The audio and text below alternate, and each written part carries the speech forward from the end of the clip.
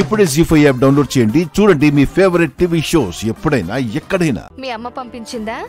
లేదు, శ్రీనుబావ తీసుకొచ్చాడు. ఏంటి, వాడు నీకు చీర తెచ్చాడా?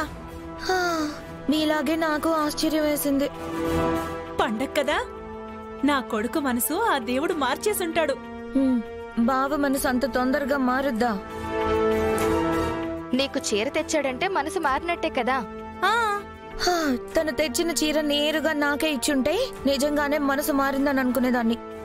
దాన్ని ఆద్యకిచ్చాడు, అదేమో నాకిచ్చింది, నేను కట్టుకున్నాను. నీకు తెచ్చిన చీర దానికివ్వడం ఏంటి? నాకివ్వమని ఇచ్చాడని ఏవో కబుర్లు చెప్పింది. కానీ నాకెందుకో అనుమానంగానే ఉంది అత్తయ్య. నాకు కూడా అనుమానంగానే ఉంది. అయినా నీకు తెస్తే దానికివ్వడం ఏంటే? ప్రేమగా ఇదిగో నీకోసం తెచ్చాను అని నీకే ఇస్తే నువ్వు ఆనందపడతావు కదా. నాకు ఆ విషయంలోనే మండిపోతుంది అత్తయ్య. నాకొచ్చిన కోపానికి ఇదిగో ఆద్యని ఇలా చిత్తకొట్టాలనిపించింది.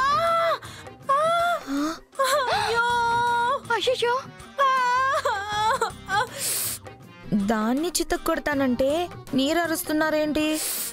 నీ అమ్మ కడుపు కాలా, కాస్త కిందకి చూడవే అమ్మా. అయ్యో అత్తయ్య, సారీ అత్తయ్య. దాని మీద కోపంతో చూసుకోకుండా ఇలా అనేసాను. అమ్మా చంపేసింది. అయ్యో,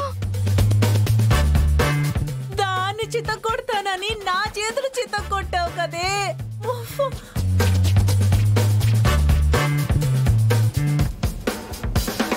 అమ్మా,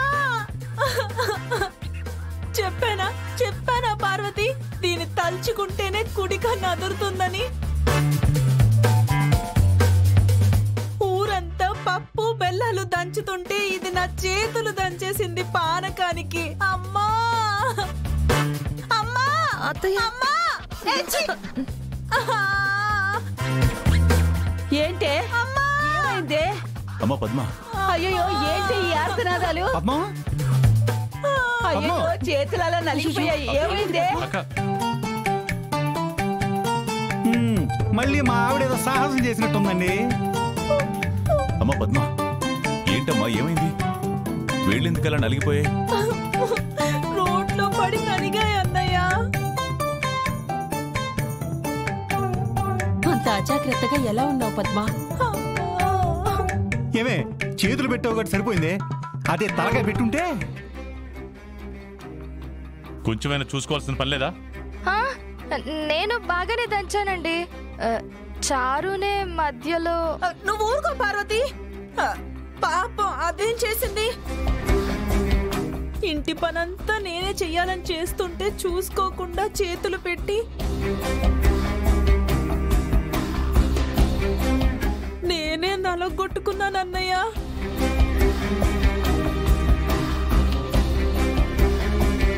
అందరూ పప్పు బెల్లాలతో పానకం పెడుతుంటే నీ కోళ్ళలో అత్తగారి చేతులు నలగొట్టి పానకం పెడదాం అనుకుందనమాట.